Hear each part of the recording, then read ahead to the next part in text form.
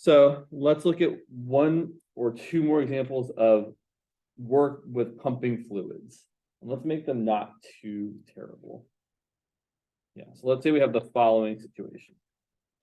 Yeah, maybe just one more example. Let's say we have B workshop. And this is today is what, the 10th? Today is Grant's birthday. He's a prime number today. I'm a prime number too.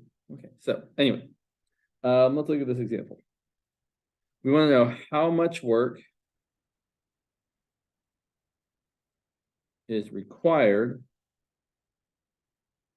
to pump all of the oil, not water. And we're just going to pretend like we know that the density of this oil is 65 pounds per cubic foot. To the top of the following tank. So instead of writing out all the words to describe the whole situation, we're just going to draw a picture that will describe the situation. So our tank is going to look like an inverted cone.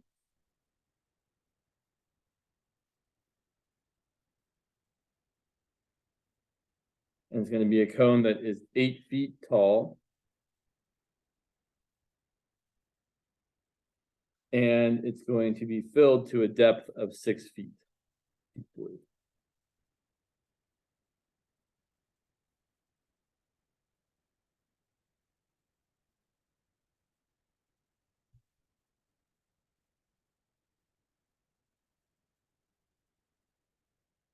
We want to know how much work it's going to take to move all of that oil out the top of the tank. Actually, let's make it out, instead of the top of the tank, out to the top of a spigot 2 feet above the top of the tank.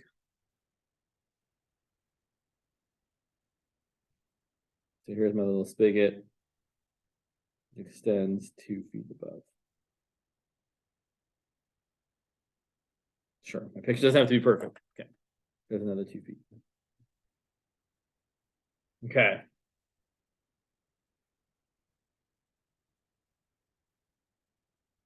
So we want to know how much work it's going to take to move all of this water out to that height.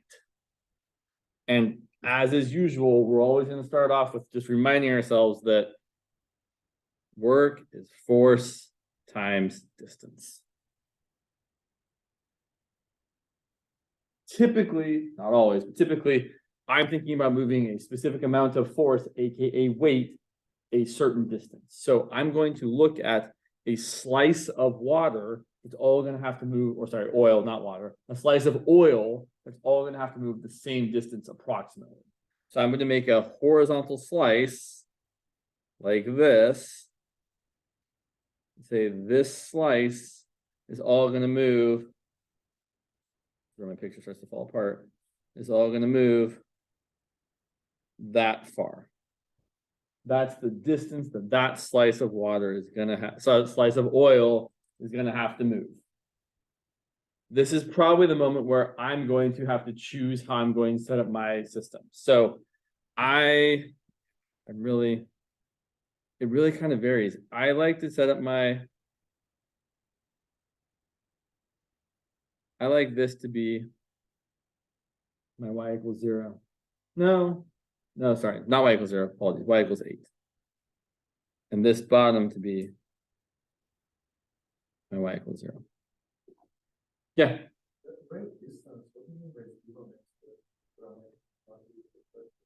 Where?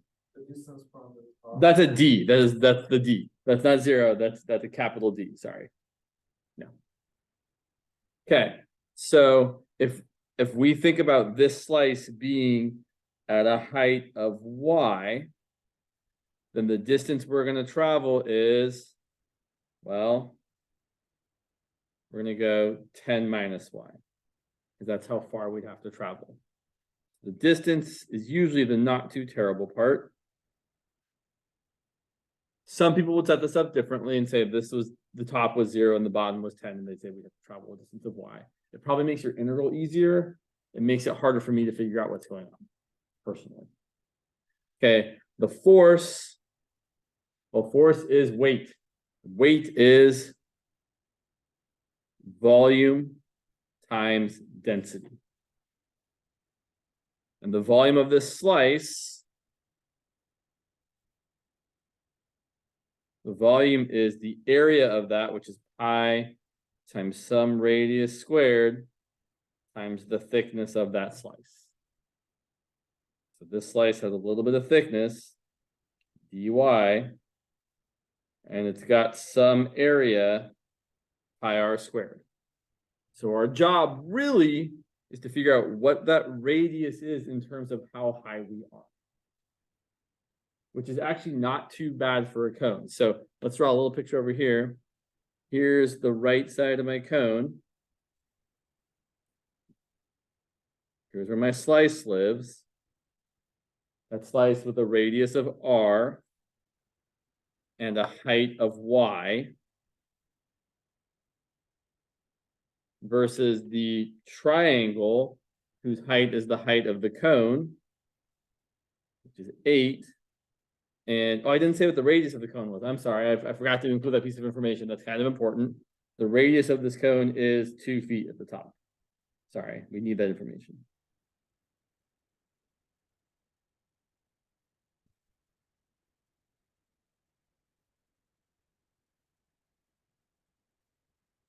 Similar triangles, however you want to slice it. The radius divided by how high we are is equal to the larger radius divided by how high we are. Or in other words, the radius is 1/4 the height of the cone. Sorry, I said the radius, I wrote y. This always works for cones. You're taking a slice somewhere, it's basically always the height to the radius is the big height to the big radius. So here we can say this radius here is really just 1/4 y. And we're going to square it and multiply by dy. So now, even though we haven't written it all at once, we have all the pieces we need. We have the volume of our slice. We have the distance our slice is going to travel, and we have the density of the oil, which is 65 pounds per cubic foot. So that's the total work for our slice. It's going to be, okay, all the things multiplied together. So I'm going to get pi times 1/4 y squared times dy times 65 times 10 minus y. There's your volume, density, distance. How I got d equal to 10 minus y? Yes. So the way I got d equal to 10 minus y was I like to imagine typically the bottom of my shape is at y equals 0. And then as I go up, we get to the top. So the height of the cone is 8 feet, but then I changed the problem kind of midstream to say I really want to pump it out the top of a spigot that is 2 feet above the top of the cone.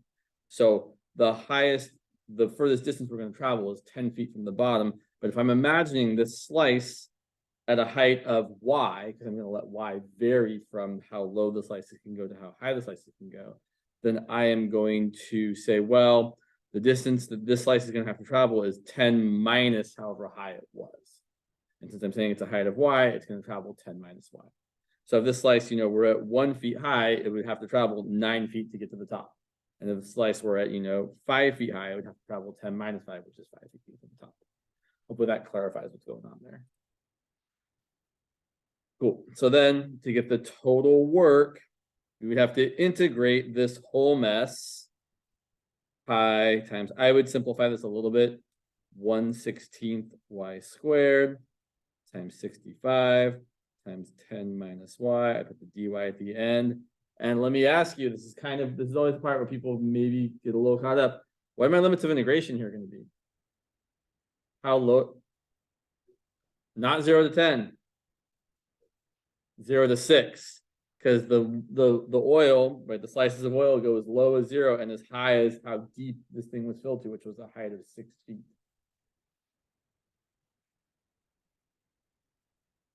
Sure. So, right, this is where the oil stops, right? This was only filled to a depth of 6 feet. Right, and I know I didn't write those words out, but I drew right this. So my highest slice can be right up there, and my lowest slice can be, way down there. Well, yeah, we're integrating over the kind of the mass that we have, right? We're trying to move all this mass, and that mass only goes as high up as 6. I don't really actually want to integrate this because it's terrible. I will show you what I would do if I was going to simplify it, though. I would rewrite this as, I'd bring out the pi and the 1/16 and the 65. So I would write it as 65 pi over 16, integral from 0 to 6 of, I'm left with a y squared times a 10 minus y, which doesn't become so bad to actually do the integral of. We're going to get 65 pi over 16, integral from 0 to 6 of 10y squared minus y cubed. And then it becomes pretty straightforward. You get 65 pi over 16. You integrate, you get 10y cubed over 3 minus y to the 4th over 4 from 0 to 6. You plug in 6, and you end up getting 10 times 6 cubed over 3 minus 6 to the 4th over 4. And you plug in 0, you get 0. So I would stop there. Like if I was actually asked to evaluate this thing on an exam and I didn't want to go any further, I would stop there. If I was asked to evaluate this thing on web work, I would stop there and then type that into web, right? Like I'm not going to try and do all the arithmetic there. Questions about any of this particular problem?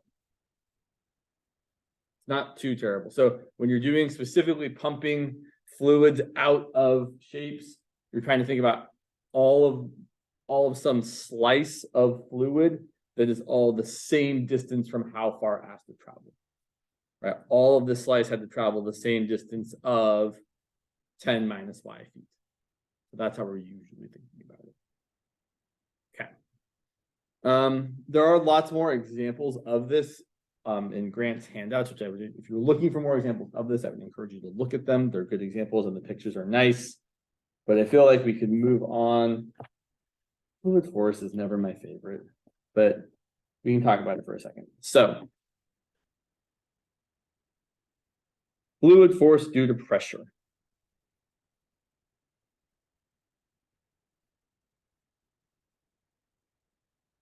We'll point out the thing that we're about to be calculating is not work. We're going to be calculating force, fluid force due to pressure. So let's look at the following example. An aquarium full of water. Again, the density of water being 62.5 pounds per cubic foot. And let's say we've got an aquarium that looks like the following. Your standard kind of rectangular aquarium.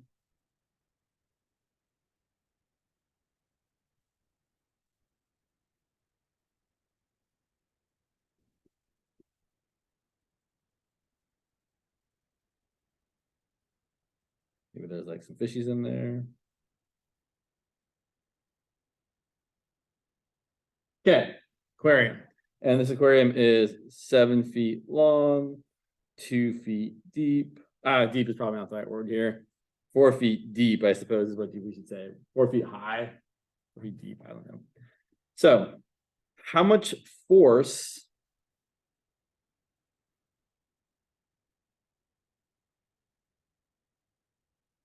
is on the bottom of this aquarium?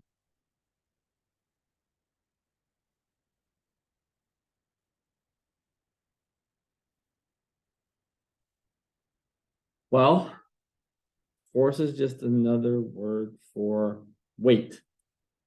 So we're really kind of asking, at least in this example, how much weight of water is on the bottom of the aquarium? Well, we can calculate the volume of water and then multiply it by how heavy or how dense water is. So this first one's meant to be straightforward. The fluid force here is just going to equal the density of water times the depth of the water times the area of the water, which in this case is going to be 62.5. And let's include the units here just so we can kind of see what happens. A little wonky there. All right, 1 sec. 62.5 times the depth of the water, which is 4 feet. No, sorry, 62.5 pounds per cubic foot. And then we've got times 4 feet of depth times 14 feet of, sorry, words here. Sorry, feet squared. I guess I could write feet. That seems kind of silly, but I did it accidentally, so we'll just go with it. So this ends up being approximately, I changed the numbers, so I guess I didn't even bring calculator with me. So we'll just go with 0.1 times 9. Sorry, 1 second here. 4, 2, 20, 56, 5.6. Okay, that should be right. That should be 60. So that's going to be approximately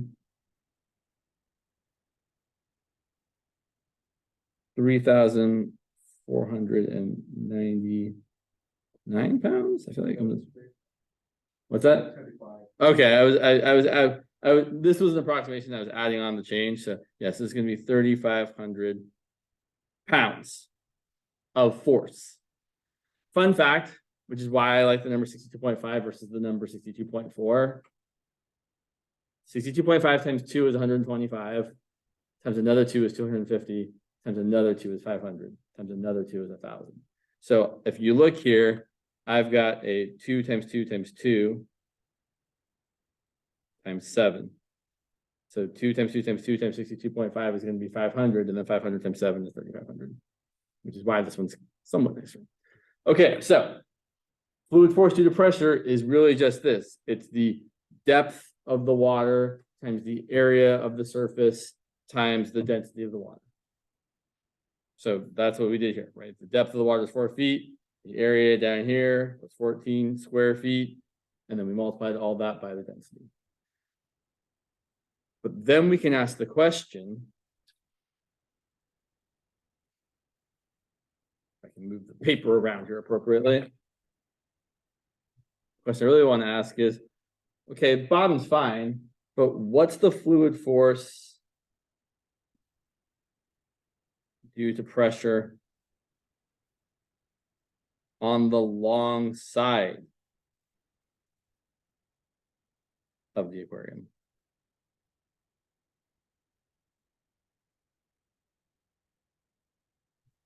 I think we can all agree, maybe, I don't know, maybe not, we'll talk about it. I think we can all agree that there is pressure on the side of the aquarium, right? There is force, pressure being exerted against the side by the water that's in the aquarium. And so to calculate it, well, the problem is not all of the side of the aquarium is at the same depth. So we're going to have to do this thing where we, just like with the work when we were pumping water or oil or whatever out of a container, and we cut a slice that was all the same depth because it was going to have to travel the same distance. Now we're going to cut a slice all the same depth because that depth matters when we calculate the fluid force on it. So let's look at the side here. Here's the side. This thing's whole, full of water, 7 feet long, 4 feet tall or deep, whatever word you want to use.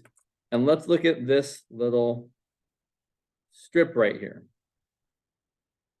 This strip that's all essentially at the same depth. So again, if we're thinking about it the way I think about it, I'm thinking about the bottom here is y equal to 0. And the top here is y equal to 4. I'm thinking about this being at a depth. Well, I'm thinking of it being y above y equals 0. So it's at a depth of 4 minus y.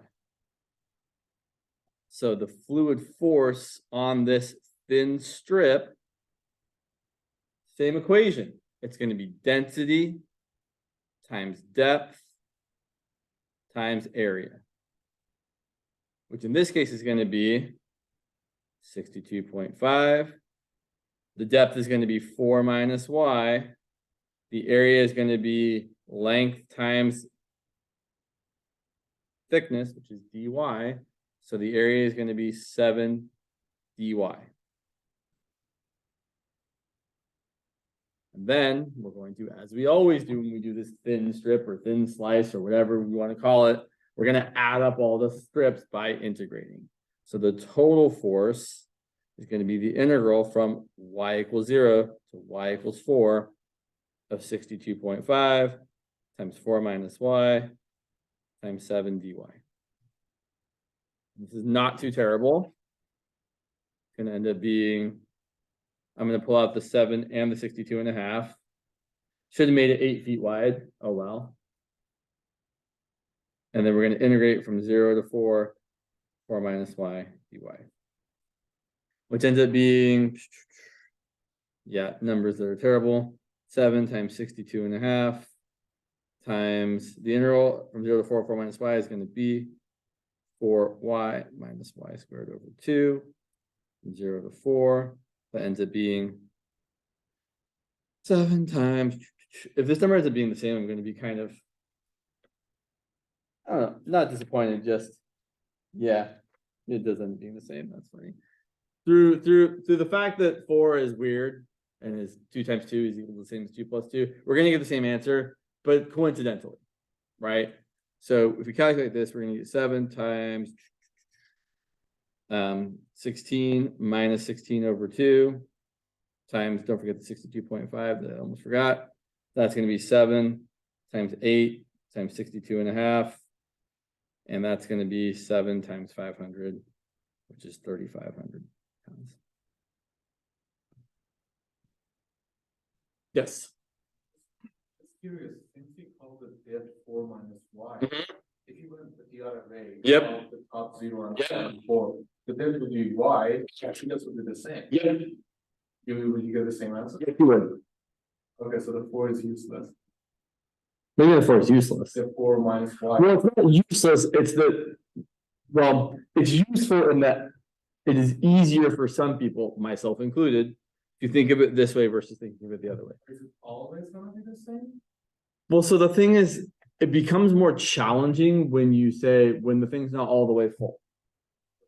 Or you're pulling the rope not all the way up. So if you're doing some sort of not all the way kind of thing, then doing it one way versus another way can become harder or less hard depending on which way you've oriented things. Cool.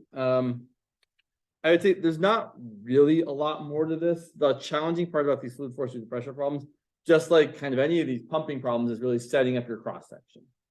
So for example, let's say, that one, no, that's fine. I'm just gonna make something up. Sure. Well, that one's fun, but let's say we submerge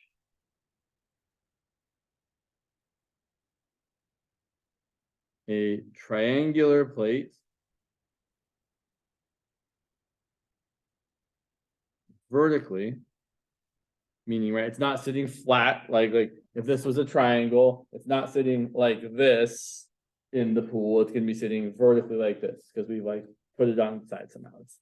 It's thin, but it's not like that thin. It's thin enough that we can still stand on its side. Whose base is 6 feet and height 4 feet, and it's isosceles in a pool that is 20 feet deep. That's too deep for a pool. Who has a 20-foot deep pool? Maybe it's an Olympic pool. Maybe they're really deep for diving, right? They're probably pretty deep. I think I've watched the Olympics, right? They seem like they go pretty deep when they dive into the pools from really high up. They have to be deep. Yeah, one of those deep pools. Okay, so here's our picture. There's the bottom of our pool. And on the bottom here is our triangular plate that we have submerged.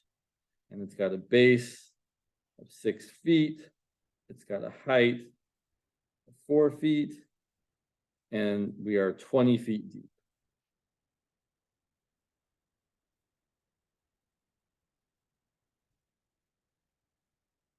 how much fluid force is being exerted on the side of this triangular shape, on this triangular plate.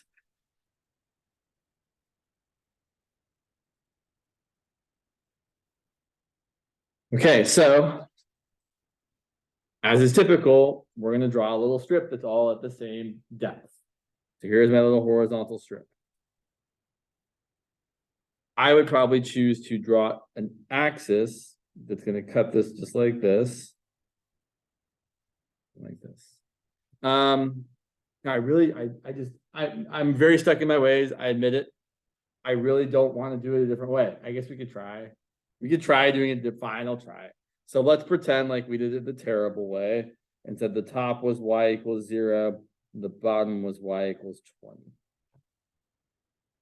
And then we're going to say that this strip is at a depth of y. And then we're going to have to find the force on the strip, which as before is going to be density times area times depth. Density and depth are easy. The density is 62.5 or 62.4 if you prefer. The depth is going to be y.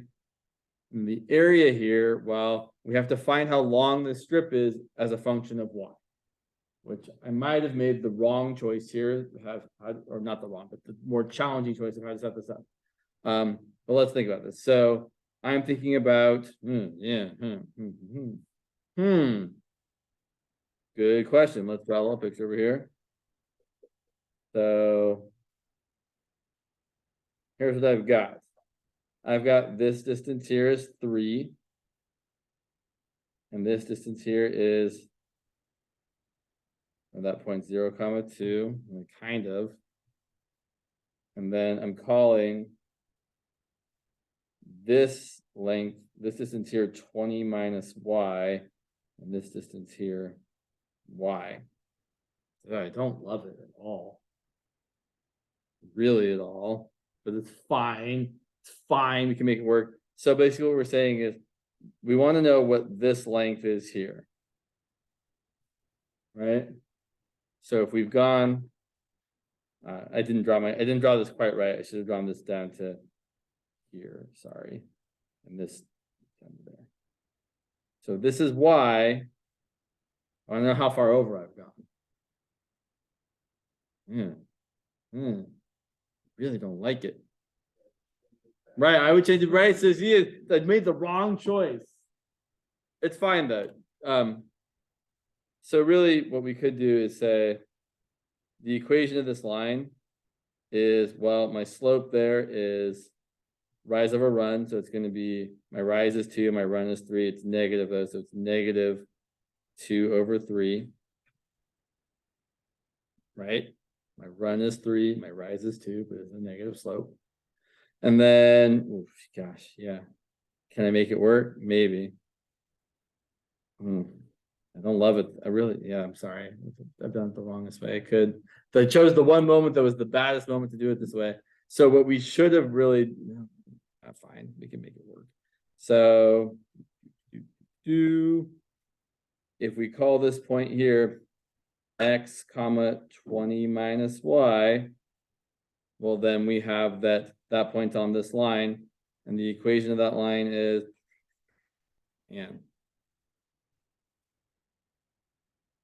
2 minus 2/3, maybe. Yeah. Well, so the equation of my line normally would have been y minus 2 equal to negative 2/3 times x minus 3. Nope, x minus, geez, wow, yeah, x minus 0. Sorry, forgot how to do lines. So yeah, we would normally have gotten y equal to negative 2/3 x plus 2, but we didn't call this y, we called this 20 minus y. Right? That's the dumb thing I did. So then what we've got here really, and we'll check to make sure this works. We've got that y is equal to, if I bring the y to the right, I'm going to have 20 minus 2 and then plus 2/3 x. That was dumb. So sometimes it's okay to change the way you started to do something because the way you've decided to do it is dumb, which I should have done here. But let's check. So if x is 0, is y equal to 18? Yeah, because if we're right here, we're too high, which means we've gone down 18 and our y value is 18. And if x is 3, if we're way over here, we should get a y value of 20. And we do. If x is 3, 2/3 times 3 is 2, and 2 plus 18 is 20. So this works, but again, we probably could have done it a better way. The way I see this is just reinforcing the fact that I knew I was right in the first place and should have done it the way I wanted to do it, but I didn't. Okay, anyway, so our area here is going to be 18 plus 2. Oh, nope. Then we have to solve for x in terms of y. Right, because we want this length, which is twice whatever x is.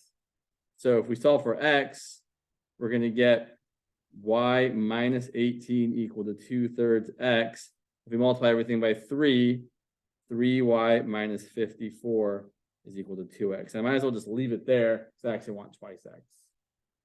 So this area here is really 3y minus 54 times dy. Okay, that was an exercise in stupidity, but we got through it. So then the total force on this strip is going to be the integral from y equals 18 to y equals 20. Another reason why this seems like I've probably done it the wrongest way possible, of my 62.5 times my 3y minus 54 times my depth, which is y.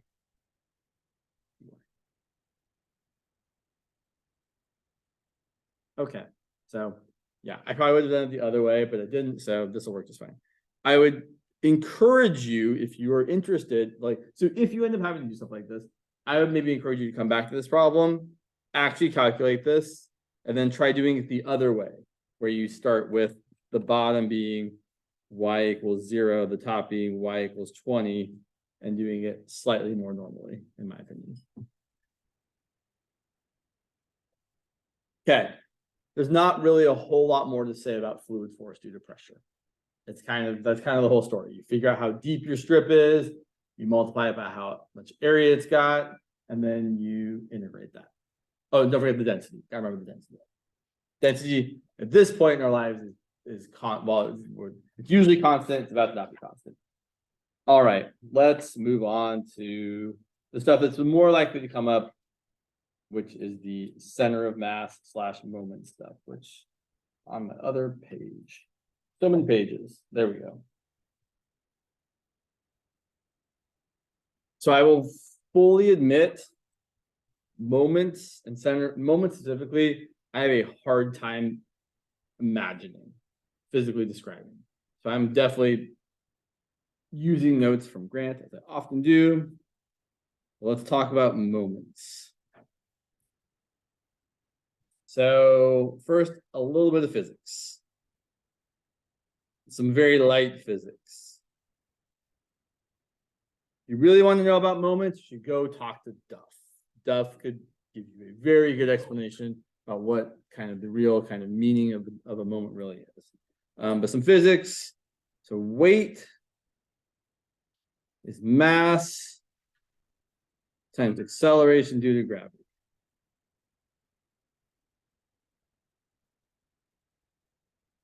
So in other words, weight equals mass times gravity, or force equals mass times acceleration. Same kind of idea.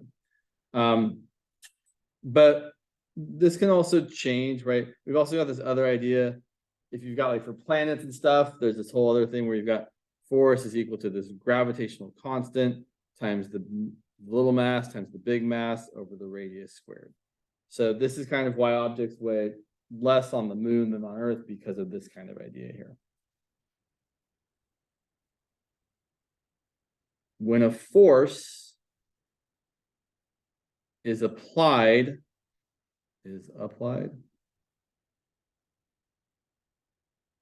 to a lever arm.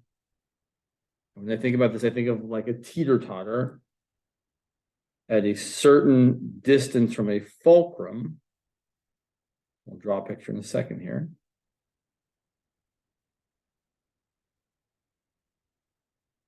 A quote unquote torque is produced, which causes the lever arm to rotate about the fulcrum.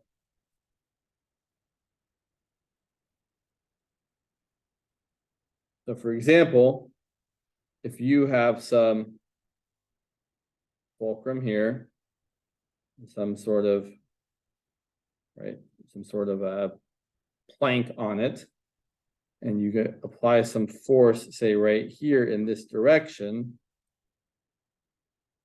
and this here is the length of your lever arm, then as we do that, what's going to happen, I mean, not surprisingly, right? If you look at this picture, I think what's about to happen is obvious. This thing is going to swing or get pushed that way. It's going to rotate around in that direction. So we're going to do something kind of like, that.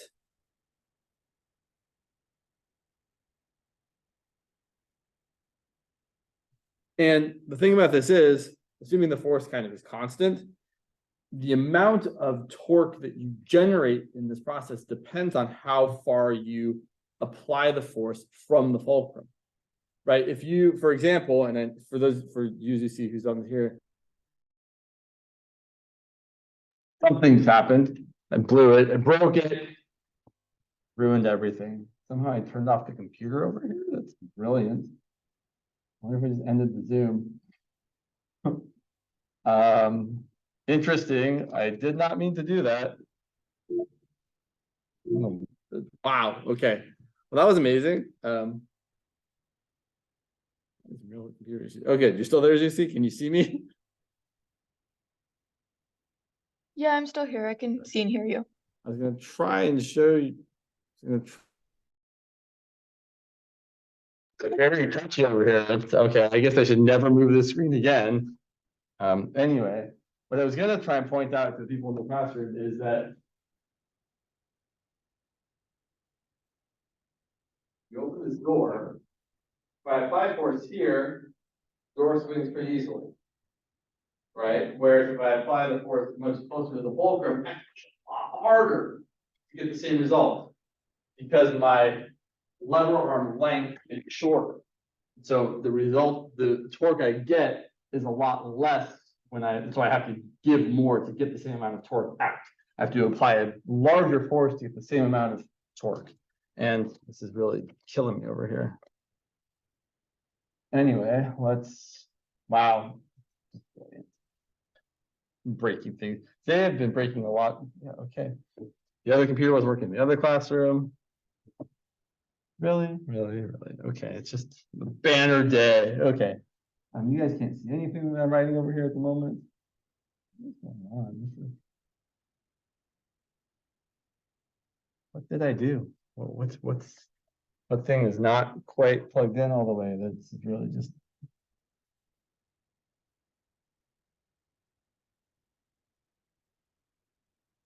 Really interesting. Okay, well, maybe we'll just call it there. I don't. Oh, is that really?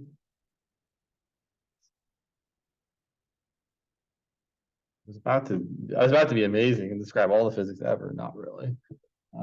Yeah, I don't know what's going on. It's. Were you sharing your screen before? It was. Am I not? Well, there's the Zoom. What happened to my? Seems like that's the black rectangle sort of. Sure, but right. The problem is like this monitor over here, which usually has stuff on it, is maybe I just need to turn it back on. Turn it off and brilliant. Is that it?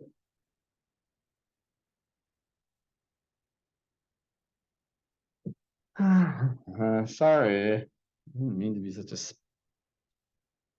fool when it comes to the electronics over here, but. Yeah, I don't know why it's not working, and it's frustrating. Let's go ahead and not have me waste any more of your time since there's only a few minutes left. Anyway, here's what I'll say.